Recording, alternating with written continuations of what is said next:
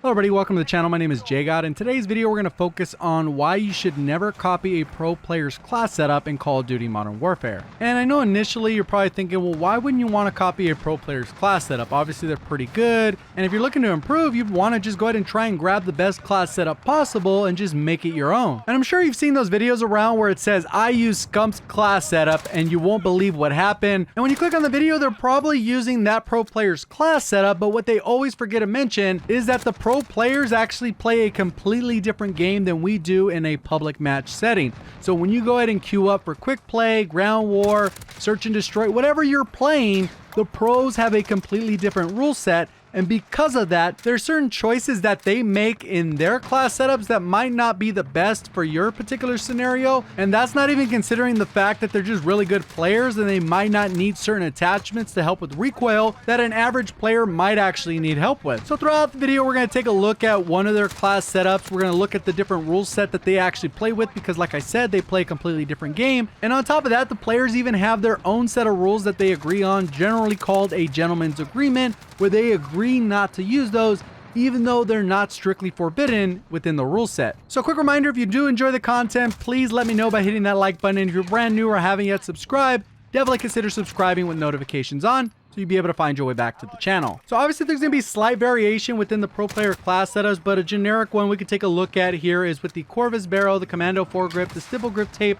the no stock attachment, as well as the GI mini reflex for the M4A1. As far as perks go, they're going to be using specialists. First off, they have EOD, Point Man, Battle Hardened, and then the specialist part of it is Tune Up, Amped, Scavenger, with a Semtex grenade and a stun grenade. So obviously that's not going to be a bad class setup because pro players are using it, but there's certain attachments that they're restricted, which we're going to go ahead and take a look at. But one other thing to pay attention to is they're building a class setup specifically for 5v5, which generally means they're going to be playing on the smaller maps. And then on top of that, everyone they're going to be going against is a top tier player. So that means there's not a lot of room for error. So one of the first changes that the pro players have is that they actually have friendly fire on and then weapon ping on the minimap. So that's one of the first things that's really different is obviously if you shoot your teammates, it's going to behave a lot like hardcore where you damage them and they will actually die. And then on top of that, every time they fire their weapon, they're going to appear on the minimap. So they have to be looking at the minimap a different way than we're used to within Modern Warfare,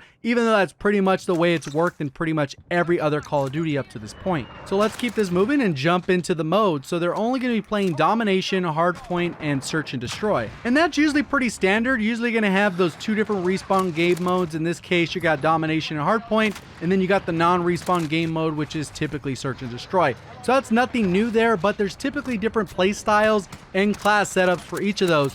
A lot of times you're going to see them pull out a sniper rifle and search and destroy, or there might be other subtle differences to the class setup, but obviously depending on the mode, they're going to make slight adjustments. And the version of Domination they play is also slightly different. There's 2 rounds with a round switch, meaning that you start on one end of the map.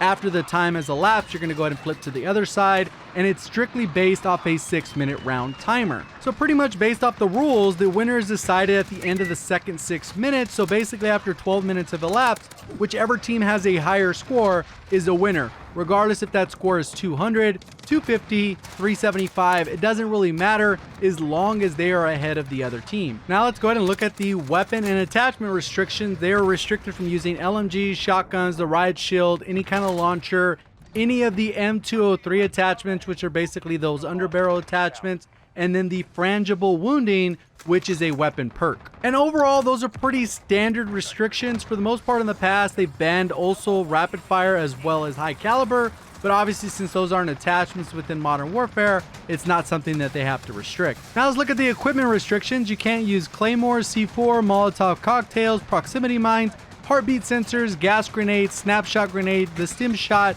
the recon drone, stopping power, weapon drop, tactical insertion, or deployable cover. And obviously there's a lot of restrictions there, so when you're building your class setup, there's obviously a lot of these things that people like to use, whether that's claymore, C4, or proximity mines. You're not going to be able to use any of those. You're still going to be able to use the thermite, the Semtex, the regular standard frag grenade, and pretty much as far as the tactical goes, you're pretty much left using a flash grenade, a stun grenade, or a smoke. So it's pretty limited there with your 3 different options. You have the ammo box, which is pretty unnecessary for the most part in competitive play. So really all you're going to ever see the pro players use is dead silence in a trophy system. So the perk restrictions are overkill, kill chain, restock, shrapnel, and tracker. So I think those are pretty straightforward. The next thing that is going to probably throw a lot of people off is the amount of streaks that are restricted within competitive play. The pros are not allowed to use the personal radar, the shield turret, the counter UAV, the carrot package, the IAV, aka the tank, wheelsin, the sentry gun, the emergency airdrop, white phosphorus, advanced UAV, or a juggernaut. And those are usually pretty standard. They kind of remove anything that's automated. They don't want anything that's going to give away positioning like a UAV, ruin the mini-map with the counter UAV. And generally, a lot of streaks are typically banned within competitive. We've seen it over the years with streaks that are very similar to the ones that are within Modern Warfare. So pretty much all of those restrictions that I just ran through for the video are part of the standardized rule set. So if you play a wager match, those are the rules you're going to have to follow if you're actually looking to compete for money online. But one of the things I mentioned earlier is there's actually additional rules and restrictions that the players put on themselves, which are normally called gentlemen's agreements. And if you're unfamiliar with how a gentleman's agreements work, it's basically kind of like a handshake agreement. There's nothing written in stone, but it's agreed upon by pretty much all of the players. And what happens is if you do not agree to the terms, you're not going to be allowed to scrimmage, which is basically how the pro players practice against each other before they go into a tournament, so they can actually hone up their skills. So all they're going to be left to do is play wager matches against non-pros or play public matches against people who typically do not know how to play Call of Duty. And that practice is basically essential for you staying on top of your game. The equivalent of this is if you actually played basketball professionally and you could only stay in shape by playing in pickup games at the park. So with that, let's go ahead and take a look at the gentleman agreements that have been made by pro players so far. They have agreed that no suppressors will be used on any weapons, no mounting, no streaks of any kind. So any streaks that were left, they're not allowed to use those. No thermal scope, so that kind of ties in with the smoke. When you throw a smoke, you would be able to see through the smoke with the thermal. They're completely removing that option so you can actually use the smoke the way it's been used in previous Call of Duties. Also no hardline, which obviously in this case, since they don't have any streaks, you wouldn't think is a big deal, but this kind of ties in with the specialist bonus that you get with the rest of your perks. They've also agreed that no ghillie suit, so any operator that uses a ghillie suit, you're not allowed to use that specific operator or that specific character skin. Also no lasers of any kind, so that particular attachment slot is basically blocked off for them. And then when it comes to field upgrades in respawn game modes, there's only 2 of them out of the 5 players that are allowed to run the trophy system, and only 1 out of the 5 players is allowed to run smoke. So that is a lot of restrictions, and I know I've actually done videos where I've kind of talked about the similar rules in the past for World War II, also for Black Ops 4, and one of the #1 comments that a lot of people make is, man, the game doesn't sound all that fun. Obviously, when you're playing in a competitive environment, this is like league play. You're going to be using the best of the best, and there's going to be certain restrictions that kind of balance out the game. Because at the end of the day, if the game isn't balanced, it's not going to be very skillful.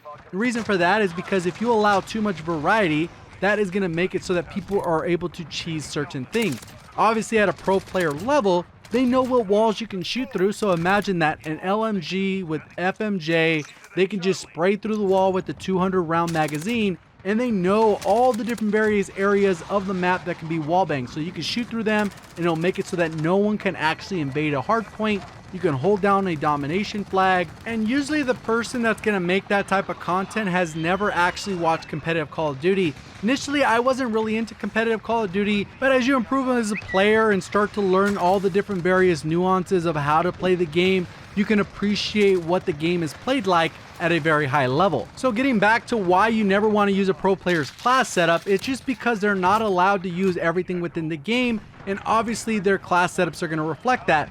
Obviously, in a lot of my best class setups, I'm going to use a monolithic suppressor because I want to stay off of the compass, and obviously that's a restriction. I'm going to use certain streaks and not use specialists, and that's for obvious reasons. There's certain perks they're using because they're only trying to counter certain lethals and tacticals. There's a lot of variety that goes into that.